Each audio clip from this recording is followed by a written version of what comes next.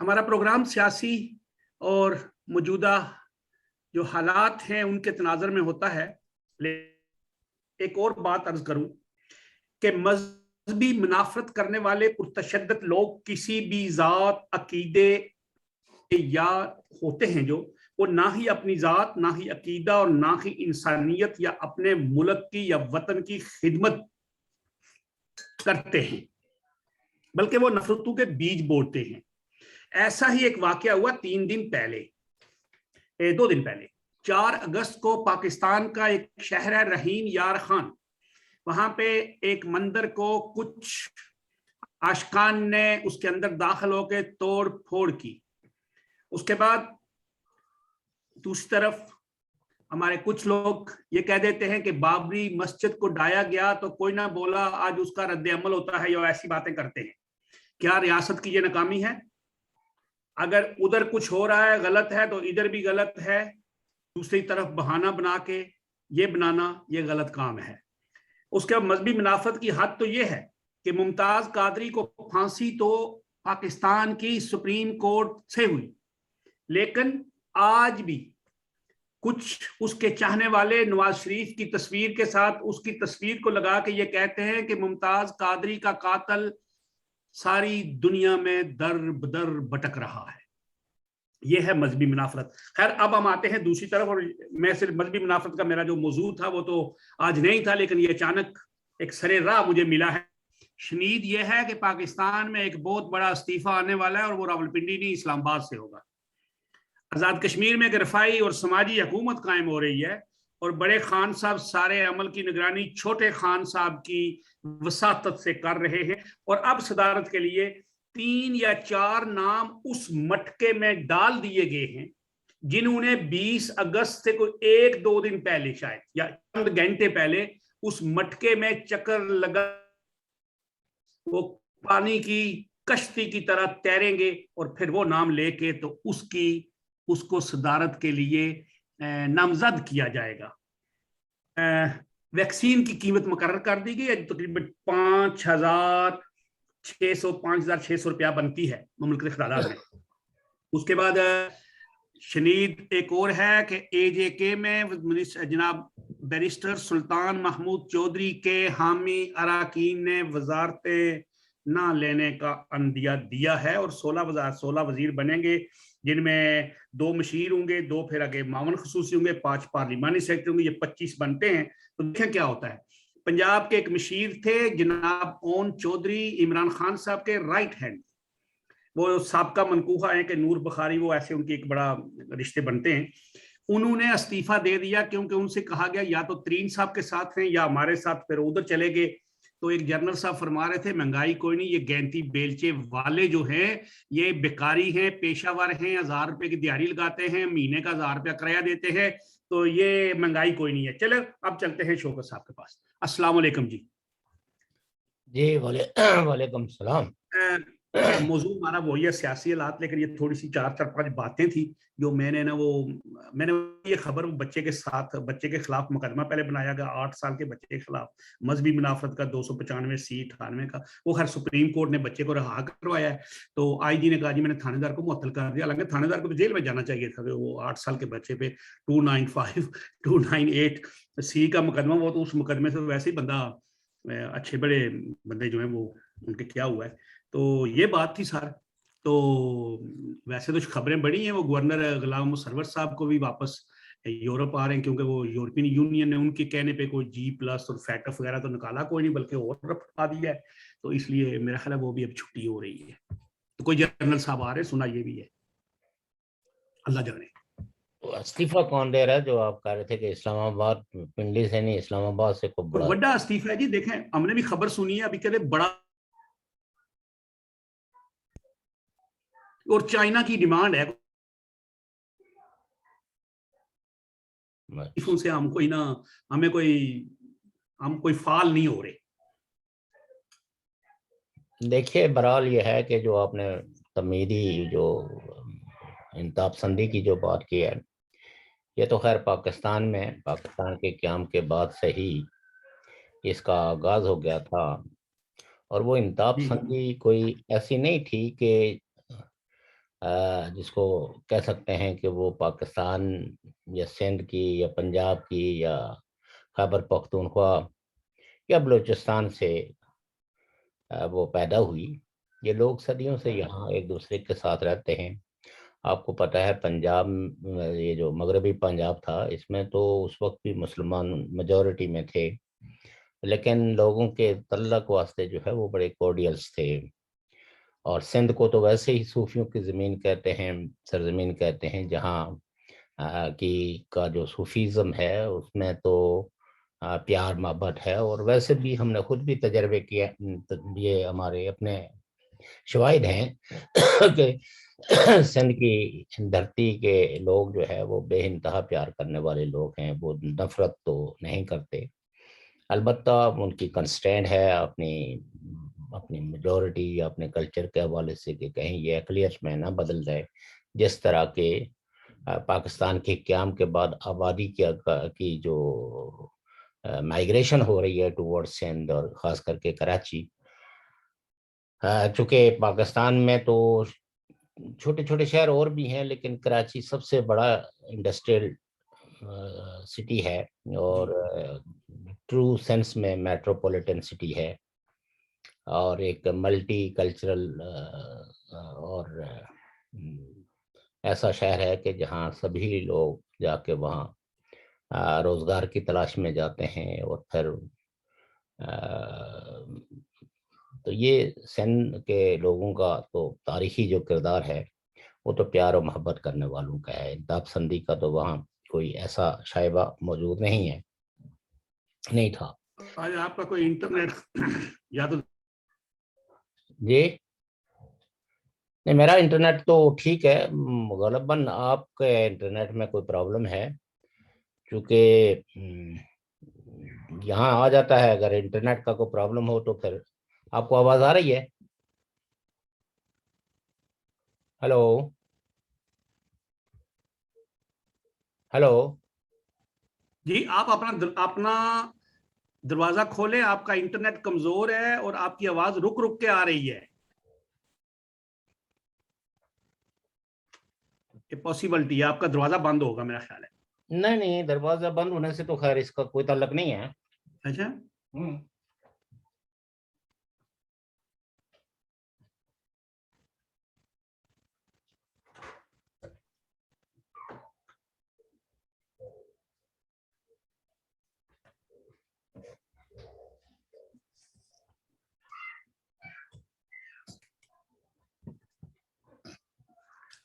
جی، اس کا تعلق انٹرنیٹ کے دروازے سے نہیں ہے. برحال بھیا آپ کو آواز آ رہی ہے؟ جی آ رہی ہے، ابھی آ رہی ہے. تو بات یہ ہے کہ یہ آپ اگر 1953 کے فسادات دیکھیں جو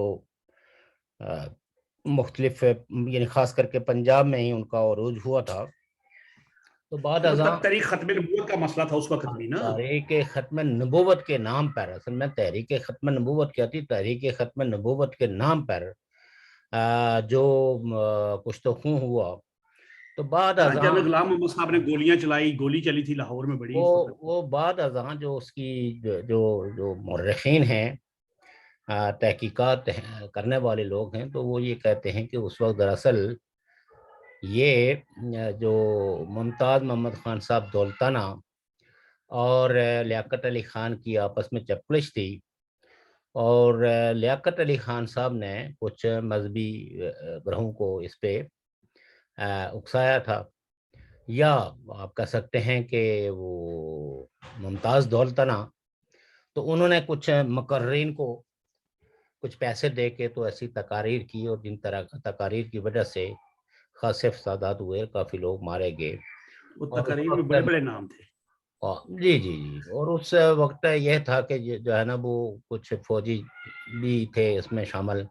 جو مارشل لا لگانا چاہتے تھے، اور جی بالآخر بعد میں لگ گیا. بعد میں مارشل لا لگ گیا. اور 5 سال بعد. جی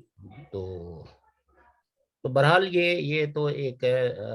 پاکستان میں انتہا پسندی کی یا مذہب کے نام پر جو ریڈیکل آرگنائزیشنز ہیں ان کا تو یہ ایجنڈا رہا ہے، اور کہ بھئی چونکہ وہ کہتے ہیں کہ یہاں ہم اسلام کا بول بالا کریں گے، دوسروں کو مار کے، دوسروں کو قتل کر کے، دوسروں کی آراء کو دبا کے، اور یہ سب کچھ اس لیے ہے کہ چونکہ ریاست ان کے پیچھے ہے۔ اگر ریاست ان کے پیچھے نہ ہو تو پھر ہم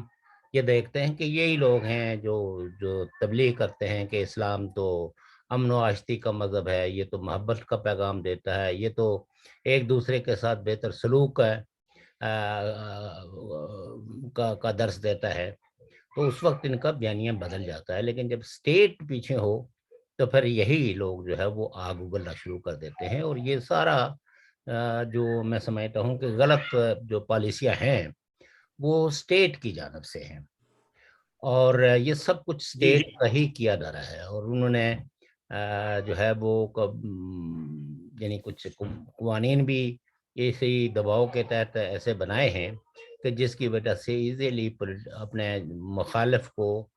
مذہب کے نام پہ، ختم نبوت کے نام پہ، بلاسفیمی کے نام پہ، شریعہ کے نام پہ جو ہے وہ آپ وکٹم بنا سکتے ہیں، جب تک جو ہے وہ لیکن یہ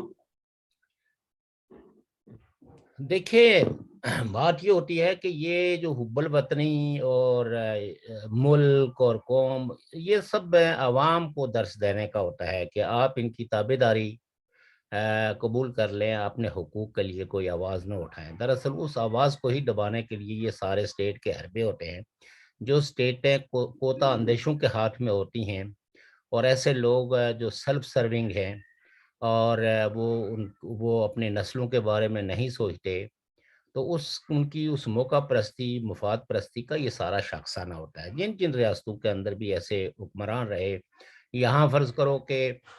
وہاں تو مذہب کا کارڈ استعمال ہوتا ہے، کسی دوسری جگہ جو ہے وہ امیگریشن کے حوالے سے ہے کہ لوگ باہر سے آگے ہیں تو ہمارا کلچر تباہ ہو جائے گا، تو کلچر کے تحفظ کے نام پہ یہ ہر جگہ کچھ لوگ ہوتے ہیں جو دور اندیش نہیں ہوتے، جو اپنے لوگوں یا انسانوں سے پیار کرنے والے نہیں ہوتے، بلکہ ان کو اپنا مفاد عزیز ہے، ان کو اپنا اقتدار عزیز ہے،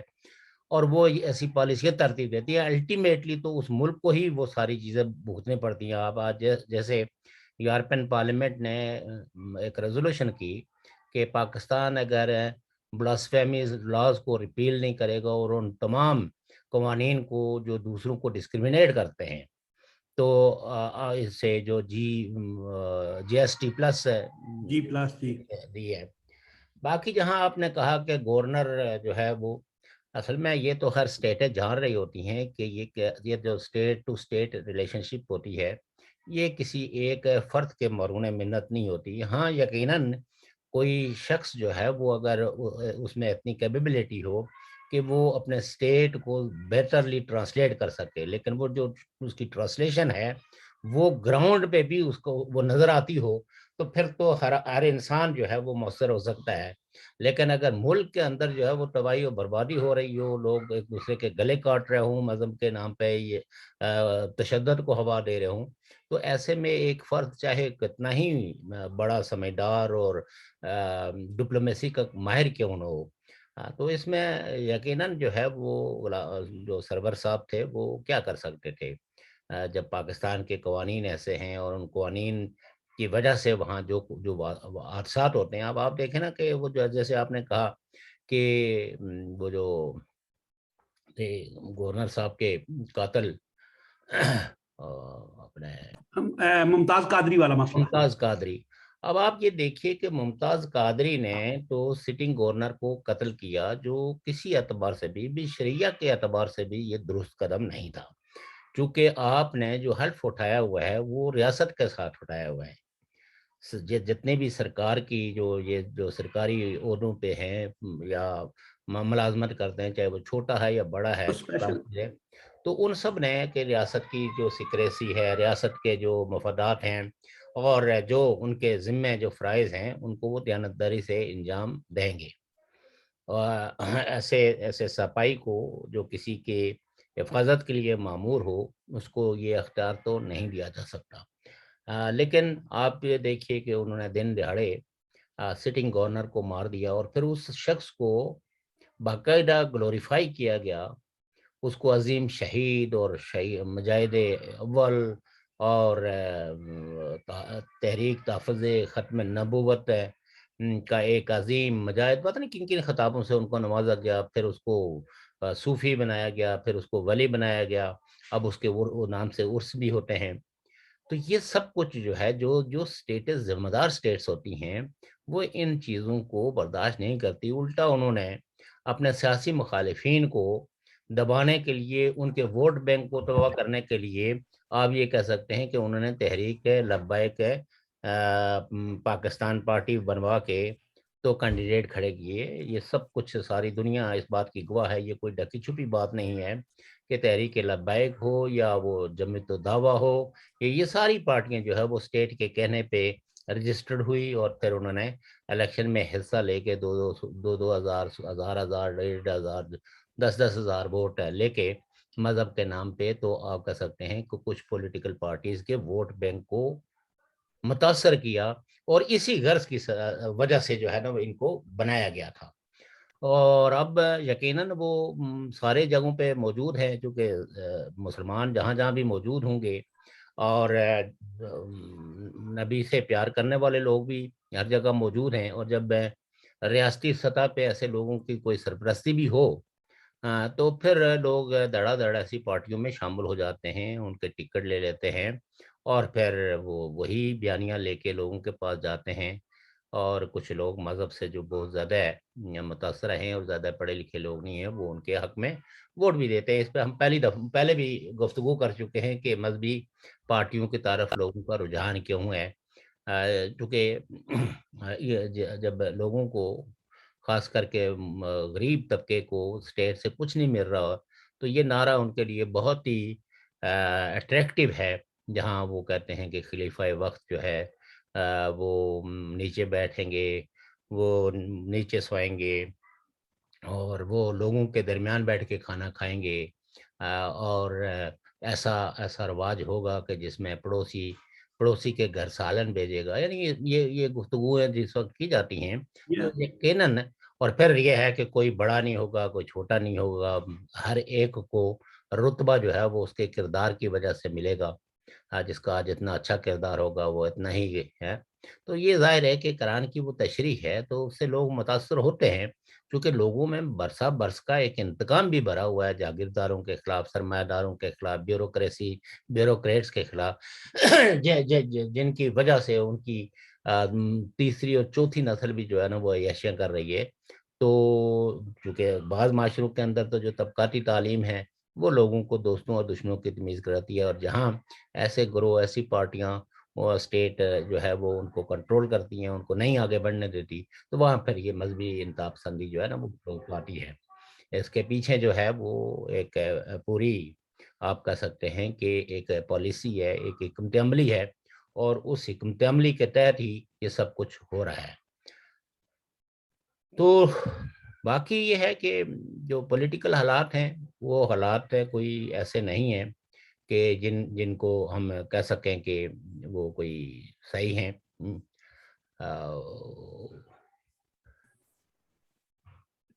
آپ کہیں غائب ہو گئے تھے، پتہ نہیں کیوں۔ سر آپ کا وہ بند ہو گیا تھا بالکل؟ نہیں، میں تو گفتگو کر رہا تھا، لیکن بند تھا آپ کا، کچھ تصویر کچھ بھی نظر نہیں آ رہا تھا۔ مجھے تو آپ کی تصویر نظر نہیں آ رہی تھی۔ یہ پھر عجیب چکا، یہ دو ایسے کیا مسئلہ ہے ساجد اس کو؟ کوئی مطلب یہ ہے کہ انٹرنیٹ تو فل ہے ہمارا۔ اب ویسے ہمارا بھی آپ نے بتایا کہ ہم نے پتہ جی کیا جی تھا، فل تو ہے، جی بتا جی، تھا کہ بلکہ میں نے تو ایک اڈاپٹر لگایا ہوا ایکسٹرا لے کے ایک۔ اچھا، چلیں آئندہ ہم بھی کوئی اڈاپٹر دوارا، لیکن ابھی ہمارے یہاں بھی جو ہے وہ تقریباً فل دیکھتے کل جی اس کو، نہیں تو ریسٹارٹ کریں گے شاید کوئی جی، چیزیں، شاید کوئی، یہ بھی ہوتا ہے۔ ہاں جی۔ تو کہنے کا مطلب یہ ہے کہ یہ سب کچھ ہے، اور اگر اس ریاست نے ہوش کے ناخن نہ لیے، اور یہ جو برسا بر سے ان کی جو غلط حکمت عملی ہے، اور جس کی وجہ سے وہ پورا خطہ جو ہے وہ ایک آگ میں جل رہا ہے۔ دیکھیں یہ افغانستان میں جو جلائی گئی آگ ہے، اس آگ کے شعلے تو ہر جگہ محسوس ہو رہے ہیں، اور اس کے خطرات سے، اور افغانستان کے اڑوس پڑوس والے بھی اپنے آپ کو محفوظ خیال نہیں کرتے۔ اور اس دفعہ تو جو طالبان کی حکمت عملی ہے اس نے سب سے پہلے تو ان ایریاز کو ہی اپنے قبضے میں لیا ہے جو مختلف ملکوں کے ساتھ جس کی سرحدیں ملتی تھی. تو اب یہ طالبان کی اپنی حکمت عملی ہے، چونکہ ماضی میں تو طالبان کی یا کسی بھی حکومت کی پارٹی کی کوشش ہوتی تھی کہ کابل پہ قبضہ کیا جائے اور کابل پہ بیٹھا جائے تو پھر اس کو ریکگنیشن ملتی ہے. تو افغانستان چونکہ رقبے کے لحاظ سے بڑا ہے اور آبادی اس کی جو ہے وہ تھوڑی ہے اور وہ بڑی ڈینس پاپولیشن ہے ان ڈفرینٹ ایریاز. تو سنا ہے کابل کے کچھ ایریے میں اندر داخل ہوئے ہیں کسی طرف سے، سنا ہے تھی میں نے پڑھا نہیں، ہے. ابھی میں آپ کو بتاؤں کہ یہ سب خبریں ہیں جی اور چونکہ گوریلا وارفیئر میں کوئی کہیں بھی گھس سکتا ہے، کہیں بھی جو ہے وہ کئی بلاسٹ تو آپ کو پتہ ہی ہے کہ کابل میں ہی ہوئے ہیں جس میں کئی ہسپتال متاثر ہوئے ہیں، کئی لوگ جو ہے وہ اس میں ان بلاسٹ میں مارے گئے، حتیٰ کہ سیکورٹی فورسز کے لوگ بھی. تو گھسنے کا جہاں تک تعلق ہے ابھی بھی جہاں بھی انہوں نے کوئی جیسے میڈیا وہ رپورٹ کر رہا ہے کہ جی کہیں کوئی 35 کہہ رہا ہے، کوئی 50% کہہ رہا ہے، کوئی 65% کہہ رہا ہے کہ ایریے پہ ان کا قبضہ ہے، لیکن وہ قبضہ جو ہے وہ کہیں بھی کنسالیڈیٹ نہیں ہے. اس میں وہ یہ ہے کہ لڑائی ہوتی ہے، کچھ سرکاری لوگ یا جو وہاں ایڈمنسٹریشن ہوتی ہے وہ بھاگ جاتی ہے، پھر دوبارہ جو ہے ہو جاتی ہے. تو یہ ایک لمبی لڑائی ہے. اس لڑائی میں کون جیتتا ہے؟ یقیناً جس کے پاس وسائل زیادہ ہوں گے، جس کو زیادہ سپورٹ حاصل ہوگی تو وہی جیتے گا، وہ چاہے طالبان ہوں یا افغانستان کی جو سٹنگ گورنمنٹ ہے. اگر حکومتوں نے یہ سنجیدہ فیصلہ کر لیا کہ بندوق کے زور پہ کسی حکومت کو ڈی اسٹیبلائز ایسے انتخاب پسندوں کے ذریعے نہیں کرنے دیا جائے گا، اور جو بھی اقتدار میں آنا چاہتا ہے اس کو جمہوری عمل سے گزر کے آئے، وہ چاہے اس کا کوئی رنگ ہو، کوئی نسل ہو، کوئی پارٹی ہو، تو میرے خیال میں پھر جو ہے وہ افغانستان میں طالبان کو بھی ہوش کے نخن لینے پڑیں گے. اور باقی یہ جو پاکستانی میڈیا کی بیشتر خبریں ہوتی ہیں نا، ان خبروں کے پیچھے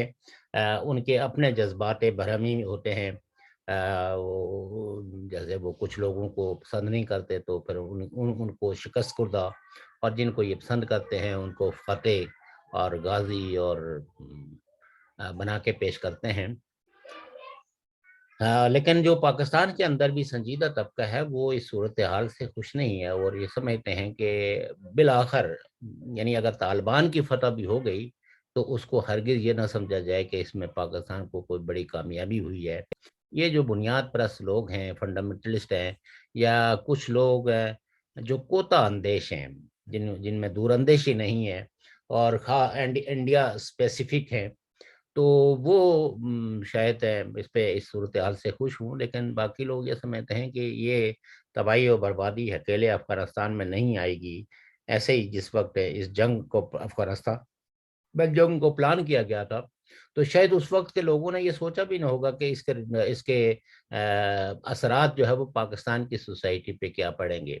لیکن بعد ازاں لوگوں نے تو محسوس کیا کہ یہ کلاشنکوف کلچر، ہیروئن کلچر اور یہ لڑائیاں، یہ جھگڑے، پھر مذہب کے نام پہ فسادات، یہ سب کچھ جو ہے وہ اس کے بعد ہے جس کا آغاز ہوا ہے بہت منظم انداز میں. تو باقی چونکہ اسٹیٹ بھی ایسی ہی ہے کہ وقتاً فوقتاً وہ لوگوں کو گلے لگاتی ہے، پھر ان کو دور کر دیتی ہے، کبھی ان کو محب وطن بناتی ہے، کبھی آج کل ان کو مولانا فضل الرحمان کی بہت یاد استائی ہوئی ہے اور ان کی محبت میں گرفتار ہیں اور ان سے ہر وقت ملاقات کے متمنی ہیں. اور مولانا فضل الرحمان نے بھی اپنی ریلیونس جو ہے وہ مختلف جلسے، بڑے بڑے جلسے کر کے تو انہوں نے بتائی ہے کہ آپ نے ہمیں پارلیمنٹ میں نہیں پہنچنے دیا لیکن عوام کے دلوں سے آپ ہمیں نہیں نکال سکتے، ہماری لوگوں کے ساتھ جو جڑت ہے وہ ہے. تو لہٰذا یہ ہے کہ پاکستان کی صورتحال کوئی بہت زیادہ خوش آئند صورتحال نہیں ہے. جہاں تک آپ نے دیکھا ہوگا کہ آج کل پاکستانی میڈیا کو ایک اور پروپیگنڈا مل گیا ہے کہ نواز شریف صاحب کی جو ویزا ایکسٹینشن کی جو اپلیکیشن تھی وہ مسترد کر دی گئی ہے اور اس پہ کچھ ہلکے بڑا جشن بنا رہے ہیں. تو وہ اپنی کم علمی کی وجہ سے ان کو امیگریشن کے لاز کا کوئی پتہ ہی نہیں ہے۔ نواز شریف صاحب کی جو اپلیکیشن مسترد ہوئی ہے وہ اس ٹیکنیکل بنیادوں پہ ہوئی ہے کہ بھئی آپ کا جو پاسپورٹ ہے وہ ایکسپائر پاسپورٹ ہے، تو ایکسپائر پاسپورٹ پہ جو یہ بیسک لا ہے کہ اس پہ تو ویزا نہ ایکسٹینشن ہو سکتی ہے نہ اس پہ ویزا لگ سکتا ہے۔ اب ظاہر ہے کہ یہ اس صورتحال کو کسی ایسی یعنی جگہ میں ہی اس کو سنوائی ہوگی کہ کن حالات میں جو ہے وہ پاسپورٹ ایکسپائر ہوا، پاسپورٹ رینیو کیوں نہیں ہو رہا ہے۔ تو میں یہ سمجھتا ہوں کہ جس وقت نواز شریف صاحب کے وکلاء جو ہے وہ کونسل میں اپیل کریں گے تو وہ اس ساری صورتحال سے انہیں آگاہ کریں گے، اور چونکہ آپ کو پتہ ہی ہے کہ برطانیہ میں تو جو جو کامن لا ہے وہ پریویل کرتا ہے۔ ایک عرض کروں، جی سنا ہے کہ اسلام آباد میں تو ویسے ابھی مسلح وغیرہ ڈال دیے گئے ہیں کہ نواز شریف وہ حقائق عدالت میں بیان نہ کرے کہ کیوں پاسپورٹ کیسے کینسل ہوا، کیا ہوا، وہ جج ارشد والا مسئلہ دنیا ویڈیو یہ کوئی نہ عدالتوں میں پیش نہ کرے، تو وہاں پہ تو جج ہیں وہ کوئی نظریہ ضرورت کے تحت تو ہوتے ہی نہیں ہے نا بیچارے۔ نہیں وہاں دیکھیں ہاں، تو بات یہ ہے کوئی کہ فلم میں اگر کوئی فلم ہوگی بھی تو ان کو کوئی پرابلم نہیں ہوگی۔ مگر نواز شریف صاحب کے پاس جو ہے وہ اتنے شواہد ہیں، ویسے بھی وہ اپنے منہ سے اگر کچھ بھی نہ بولیں، کسی قسم کی کوئی اسٹیٹ سیکرٹ جو ہے وہ تو ویسے بھی اگر آپ کوئی اپنا اسٹے لینا چاہیں، ان کے پاس تو بہت ہی سادہ سا قانون موجود ہے برطانیہ کا کہ جو بچے برطانیہ میں پرماننٹلی رہتے ہیں، اگر وہ نیشنل بھی نہیں ہیں، تو وہ اگر یہ کہیں صرف اتنی سی اپلیکیشن ڈال دیں کہ ہمارے والد صاحب جو ہے وہ بیمار ہیں اور ہم ہی ان کی اولاد ہیں جو ان کی ٹیک کیئر کر سکتے ہیں، ان کی ٹیک کیئر کوئی نہیں کر سکتا، اور جس ملک سے ان کا تعلق ہے وہاں ان کے خلاف انٹیگونزم ہے اور گورنمنٹ بہت اینٹی ہے، اور اس کے جو کریڈنشلز ہیں وہ بہت واضح ہیں کہ وہ نواز شریف صاحب کی زندگی کے در پہ ہے، تو لہٰذا ہم اپنے والد صاحب کو یہاں رکھنا چاہتے ہیں تو تاکہ مسئلہ ہم پاسپورٹ کا ہے نا، پاسپورٹ ایکسپائر ہے نا۔ چلو دیکھیے اس میں پاسپورٹ جو ہے وہ راستے میں رکاوٹ نہیں بنتا چونکہ مجھے پتا ہے ہمارے کئی ایک دوست ہیں جنہوں نے کسی نے اپنی والدہ کو، کسی نے اپنے والد کو جو ہے وہ وزٹ ویزے پہ لا کے تو ان کو یہی اپلیکیشن دے کے تو انہوں نے ریزیڈنٹ ویزا لے لیا کہ یہ یہیں ہمارے پاس قیام کریں گے، اور یہ کوئی کسی قسم کی ایسی اسٹیٹ سے وہ نہیں لیں گے اسسٹنٹ لائک سوشل بینیفٹس جو ہوتے ہیں جی، بینیفٹس، یا مطلب جو ہے نا ہم سب سوشل سیکورٹی دوسرا خود تھی۔ سے ان کی دیکھ بھال کریں گے۔ تو اسٹیٹس کو تو کنسرن اصل چیز یہ ہوتی ہے کہ جس وقت وہ کسی بندے کو بھی امیگرینٹ کرتے ہیں اور اس کی عمر جو ہے وہ 60 سال سے یا 65 سال سے اوپر ہو، تو پھر اسٹیٹ کا لا ہے کہ جو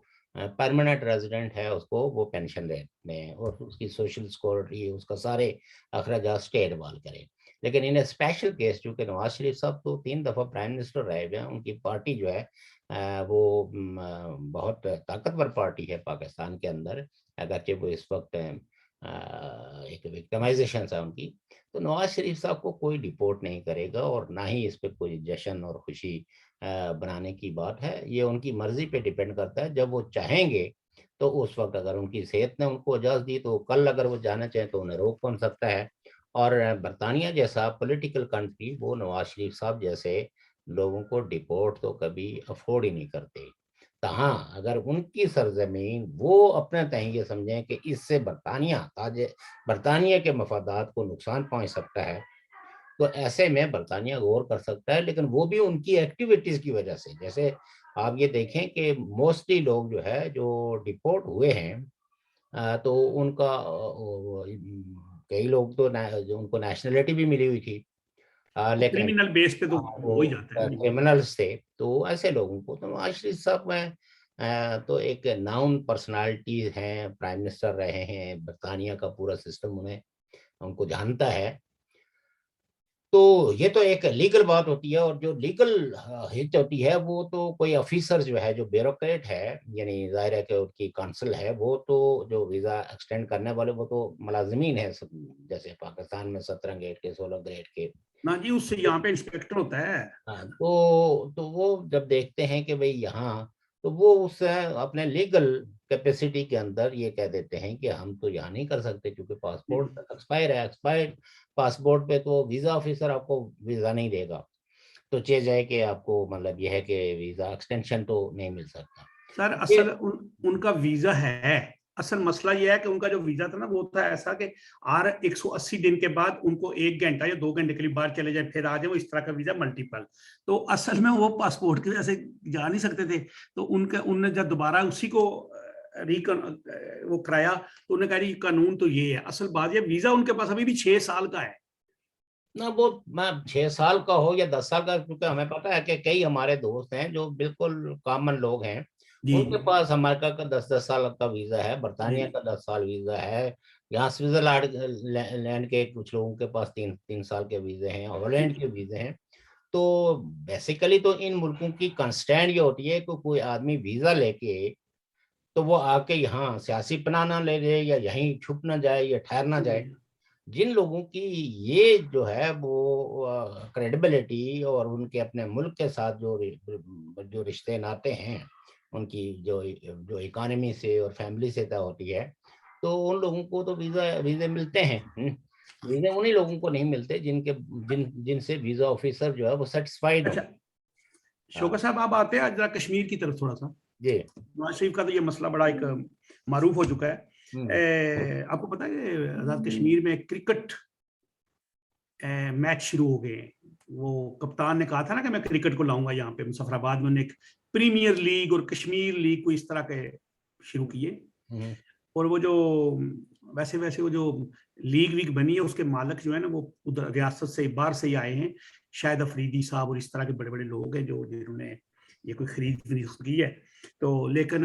मुजफ्फराबाद में अब वो गहमा गहमी हो गई है, जिन्होंने कहा कप्तान साहब ने जो क्रिकेट का कहा था वो भी हमने वादा पूरा कर दिया है कि एक इवेंट देंगे तो आपको। आप ये देखें ना कि आज़ाद कश्मीर में तो नौजवान जो है वो उन्होंने क्रिकेट की टीमें भी बनाई हुई हैं, वॉलीबॉल की भी बनाई हुई हैं, फुटबॉल की भी हैं, हॉकी की भी हैं, कोई स्कूलों की सतह पे, कॉलेजों की सतह पे भी जी टीमें मौजूद हैं। तो अगर इस दफ़ा अगर कोई सरकार की सरपरस्ती हासिल हो तो ठीक है, ये तो अच्छी बात है कि लोगों की इंस्पिरेशन है क्रिकेट के साथ, तो उनको अगर क्रिकेट खेलने के बेहतर मौके मिले, हमारे लोगों के टैलेंट्स सामने आए और आगे वो इंटरनेशनली भी खेलने के काबिल हों, तो ये कोई ऐसी बात नहीं है जिस पे कोई बहुत नहीं, हमें तो दुख तो नहीं, खुशी है, लेकिन उसमें प्लेयर तो बाहर से हैं सारे, कि वो नाम सिर्फ कश्मीर प्रीमियर लीग। कश्मीर का तो नाम पाकिस्तानी इस्तेमाल करते ही हैं अपने मकासद के लिए। यहाँ कितने लोग हैं जिनने कश्मीर का नाम लेके असाइल में ली हुई हैं, हालांकि हैं वो गुजरात के और झेलम के और इधर। परसों एक मुजाहरा हुआ है, कल आपको सच्ची याद शायद बताया नहीं मैंने, हाँ, अच्छा, जिनेवा में। चलो छोड़े जी, ये मुजाहरे तो आमतौर पर यहाँ पाकिस्तान एम्बेसी के लोग तो करवाते रहते हैं। जी जी, वो भी ऐसे ही हुआ है। हाँ, तो लिहाजा ऐसे मुजाहिरों का तो कोई उन्होंने तो कोई सूरत हाल को बेहतर बनाने के लिए अगर कोई हो, जो लोग अपने मुल्क के अंदर होने वाले ह्यूमन राइट्स की इतने बड़ी सतह पे वायलेशंस पे एक लफ्ज़ भी नहीं बोलते, तो वो दूसरे मुल्क के बारे में आप जितने कहें उससे इंटरनेशनल कम्युनिटी मुतासर होने वाली नहीं होती। हाँ, ग्राउंड की जो सूरत हाल होती है, फर्ज करें रियासत जम्मू कश्मीर में, आपको पता है कि जब 370 और 35A को ख़त्म किया गया और लीडरों को गिरफ्तार किया गया, तो वर्ल्ड कम्युनिटी ने उसका बड़ा शदीद नोटिस लिया, यूरोपियन पार्लियामेंट ने लिया, United nation human rights council ने, और वो कोई पाकिस्तान के कहने पे नहीं लिया। हालांकि गवर्नमेंट ऑफ इंडिया ने कुछ यूरोपियन पार्लियामेंटेरियंस को मैनेज करके उनको ले गए जो दिल्ली, और दिल्ली से फिर श्रीनगर भी गए, और उन्होंने कुछ कहने की भी कोशिश की कि सूरत हाल उतनी ख़राब नहीं है जितना मीडिया बताता है, लेकिन लोगों ने तो नहीं उनकी बात को सुना ना। तो लॉबिंग उसी वक्त जो है ना वो फ्रूटफुल होती है, मौसर होती है, कि जब ग्राउंड रियलिटी फर्ज करें कि जिस वक्त हम लोग ये कहते हैं कि भाई टेररिज्म इस खिते के अंदर फैल रहा है, तो ये दुनिया को यानी ऑलरेडी पता है कि जो है ना, लेकिन جب ہم ان کو ایلوبریٹ کرتے ہیں تو اس میں ان کی دلچسپی بڑھتی ہے. اسی طریقے سے جس وقت ہم انسانی حقوق کے حوالے سے چیزوں کو ایلوبریٹ کرتے ہیں تو ملکوں کی دلچسپی بڑھتی ہے, اور جو ہیومن رائٹس کے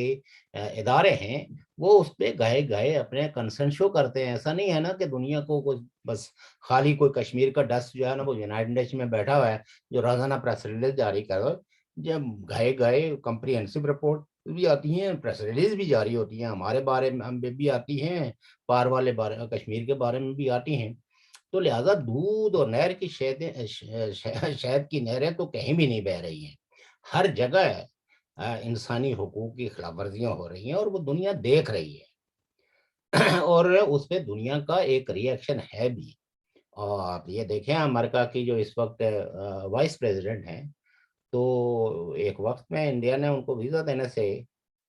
انکار کر دیا تھا یا بنا She is دیا Indian, I think. ہے. She is by birth مطلب شاید انڈین اور انڈیا ونیا سے کدھر ادھر سے ایسے ان کا, لیکن ہے انڈین. بڑا. کیونکہ سر میرا تو کہنے کا مطلب یہ ہے کہ لوگ جو جن کی نظر جو ہے وہ معاشروں پہ ہے, ملکوں پہ ہے, بین الاقوامی حالات پہ ہے, وہ اپنا رد عمل ظاہر کرتے رہتے ہیں. آپ نے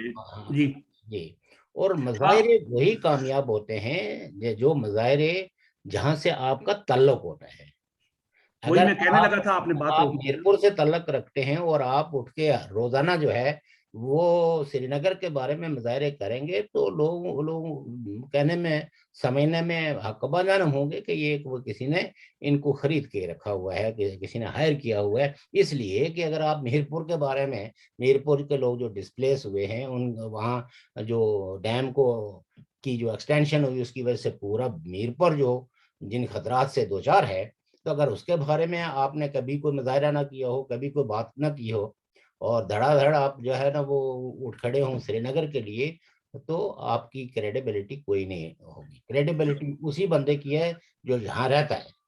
اور جہاں رہتا ہے وہاں اگر کوئی سری نگر کا آدمی یہاں رہتا ہے, وہ کوئی مظاہرہ کرتا ہے, وہ کوئی بات کرتا ہے, تو اس کو دنیا بہت توجہ سے سنے گی.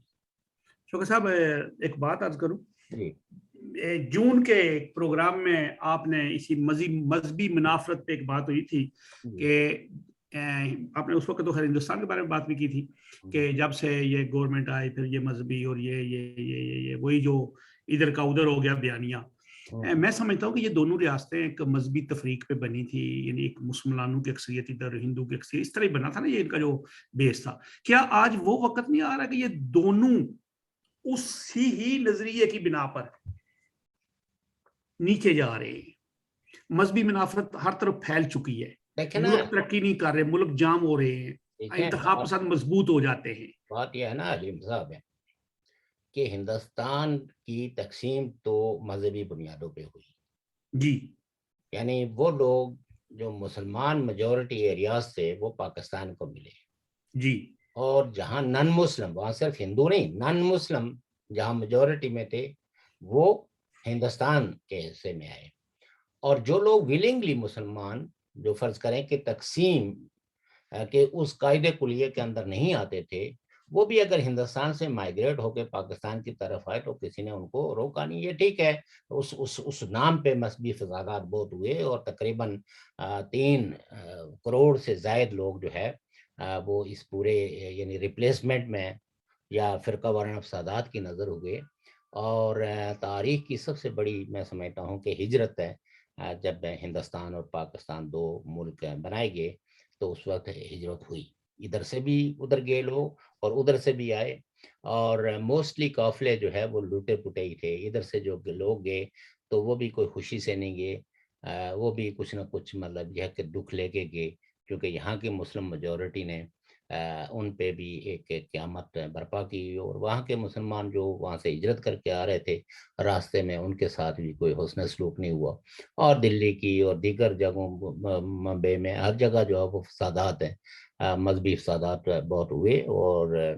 بہرحال اس وقت گاندھی جی جیسی ایک شخصیت موجود تھی جنہوں نے برت رکھ کے, جنہوں نے اپنا پورا, اور نہرو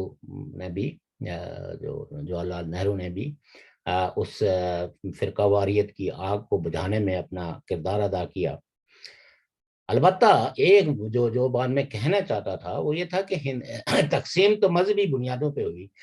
لیکن ہندوستان نے اپنے مستقبل کا فیصلہ سیکولر یعنی اپنی ڈیسٹنی سیکولرزم ہم اپنے معاشرے کے اندر جو ہے وہ مذہبی منافرت کی بنیاد پہ قوانین نہیں بنائیں گے،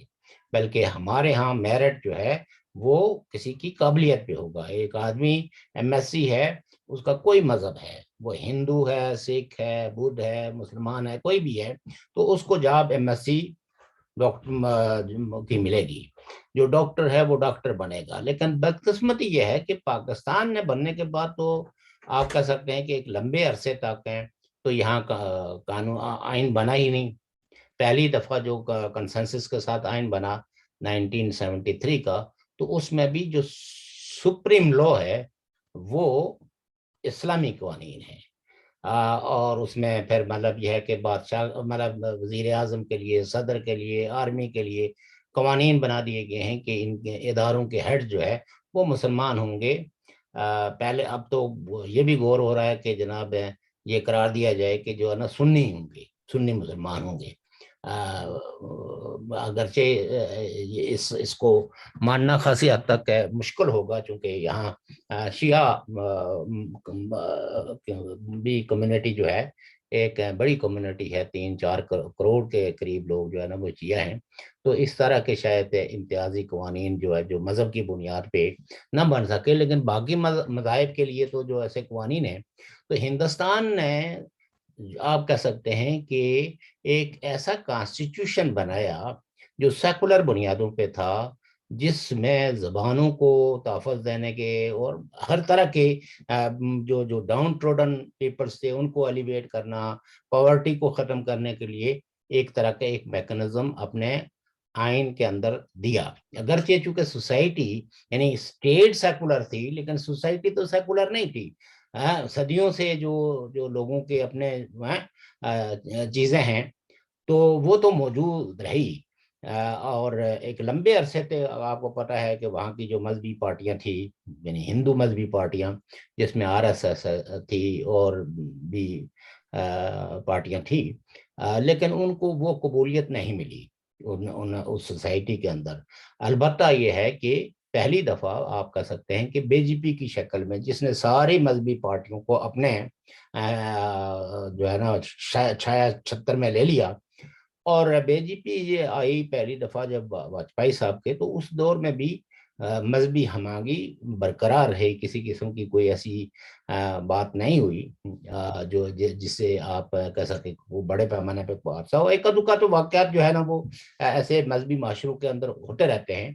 لیکن اوور آل جو ہے وہ لوگوں کو اسٹیٹ سے کم شکوے شکایت تھے، بیکاز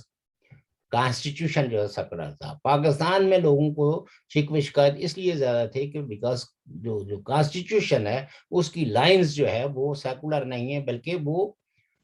اگر جو سوشیالوجی کے ماہرین ہیں وہ اس کو کمیونل لائنز کہتے ہیں، لیکن یعنی اس میں بہت ساری ایسی اسلامی شکیں ہیں، یا تعریف کی گئی ہے کہ کون آدمی پرائم منسٹر ہو سکتا ہے، کون صدر ہو سکتا ہے، پھر قوانین پہ ایسی چیزیں۔ تو سو دیٹ پاکستان میں اس وجہ سے قوانین بہت کانسٹیٹیوشن کے لیٹ بننے کی وجہ سے ملٹری مائٹ جو ہے وہ بہت بڑھ گئی، لہذا ملٹری نے اپنے مفادات کے لیے پھر مذہبی گروہوں کو، چونکہ سیاسی جو گروہ تھے، سیاسی جو پارٹیاں تھیں، وہ تو بہرحال وہ تو کہتی تھی نا کہ یہ ہمارا حق ہے کہ ہم پاکستان کو رول کریں۔ تو جو چیلنج تھا، جیسے فرض کریں کہ مدرسے کا جو طالب علم ہے وہ تو جو ہے وہ تو نوکری نہیں مانگتا سرکاری، وہ تو زیادہ سے زیادہ کوشش کرے گا جس وقت اس کو دین کا جو ہے نا ایک عالم کا سرٹیفکیٹ مل جائے گا تو وہ جا کے کسی مسجد میں معلم بن جائے گا، خطیب بن جائے گا۔ اس لیے ایسی ریاستوں نے ان مدرسوں کو فروغ دینے میں آپ یہ کہہ سکتے ہیں کہ اپنا ہاتھ بٹایا کہ تاکہ جو یونیورسٹیوں میں پڑھنے والے لوگ ہیں ان کی جاب کا کوئی بندوبست ہو سکے۔ یہ لوگ تو جاب ویسے ہی نہیں مانگیں گے۔ تو یہ بہرحال اس کے پیچھے طبقاتی جو سوچ کار فرما تھی، ہندوستان کے اندر بھی طبقاتی سوچ آف کورس موجود ہے، لیکن یہ ہے کہ وہاں انہوں نے تعلیم کو بہت آپ کہہ سکتے ہیں کہ فرقہ واریت سے بچائے رکھا، اور اس سے پہلے تاریخ کے اندر بھی جو اپنے نئی پیچز لگائے، یہاں تو تاریخ کا پورا جو ہے نا وہ کورس ہی بدل دیا گیا۔ لیکن اب وہاں بھی یہ کوششیں ہو رہی ہیں جس میں ہم کہتے ہیں کہ ہندوستان بھی بدقسمتی سے اس راہ پر چل نکلا ہے، اور جس راہ پہ پاکستان جو ہے وہ 50 کی دہائی سے چل رہے ہیں۔ اگر ہندوستان جو ہے وہ ایک ریولوشنری تبدیلی اپنے اندر نہیں لائے گا پالیسیوں میں، تو وہ کام جو کچھ طاقتیں جو ہے وہ ہندوستان میں برسہ برس سے سوچ رہی تھی، کوششیں کر رہی تھی، اور اس کو کوئی کامیابی نہ ملی۔ آپ یہ دیکھیں نا کہ داعش کے ساتھ اور مختلف جو گلوبلی انٹرنیشنل ٹیررسٹ آرگنائزیشنز ہیں، ہر جگہ کا آدمی موجود ہے، ایون برطانیہ سے لوگ اس میں شامل ہوئے، ترقی یافتہ ملکوں سے، لیکن ہندوستان کا کوئی ایک دکا آدمی آپ کو مسلمان ملے گا۔ اس کا مطلب یہ ہے کہ ہندوستان کا مسلمان جو ہے وہ جیو اور جینے دو کی پالیسی کو زیادہ بہتر طریقے سے شوق صاحب ہمارا 2 منٹ ہے، آپ ذرا گفتگو اگر سمیٹیں، ٹائم کافی ہو بس جائے۔ سمیٹ لی ہم نے، مطلب یہ ہے کہ وہ رات کو بھی زیادہ لمبا ہو گیا تھا، تو کچھ لوگوں نے کہا کہ بھئی بات یہ ہے کہ آپ لوگ وہی میں اسی لیے میں عرض کرتا ہوں، تو پھر کرتے ہوئے ٹائم کا خیال نہیں رکھتے۔ تو محترم ناظرین سامعین، ہم اپنے پروگرام کا اختتام کرنا چاہتے ہیں، اور کرنے سے پہلے عرض کرتا ہوں تھوڑا سا پھر 5 منٹ لیٹ ہو گئے، لیکن میں معذرت چاہتا ہوں۔ جو مملکت اقتصادات کی جو تاریخ ہے نا، اس میں جب تک یہ مذہبی منافقت تب تک پھیلتی رہ رہی ہیں، جب تک ہمیں یہ نہ بتایا جائے، صحیح پڑھایا جائے کہ محمد بن قاسم کیوں آیا تھا، وہ حملہ آور کیوں ہوا تھا، وہ کس وجہ سے حملہ آور ہوا تھا، وہ راجہ دیبل سے کن کو واپس مانگنے کے لیے آیا تھا، پھر تب جا کے یہ مذہبی منافقتیں ختم ہوں گی اور تاریخ کا صحیح مطالعہ ہو سکے گا۔ میں اسی پہ اجازت چاہتا ہوں۔ اللہ حافظ۔ بہت شکریہ جناب۔ اللہ